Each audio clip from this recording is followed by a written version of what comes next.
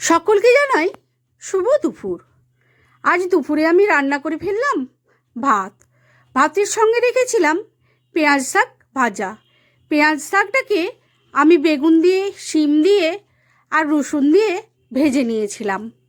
আর ভাতের উপরে একটা পেঁয়াজ দিয়ে দিলাম, ছাই পেঁয়াজ।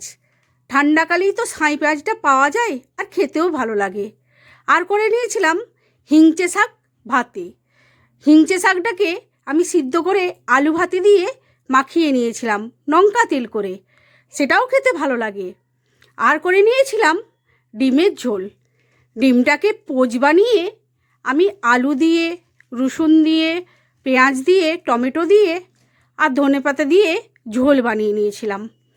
আর রেখেছিলাম স্যালাডে ছিল বিট, গাজর, ধনেপাতা আর সব দিয়ে আমি স্যালাডটাকে বানিয়েছিলাম। তোমাদের কার কেমন লাগলো জানিও। ভালো থেকে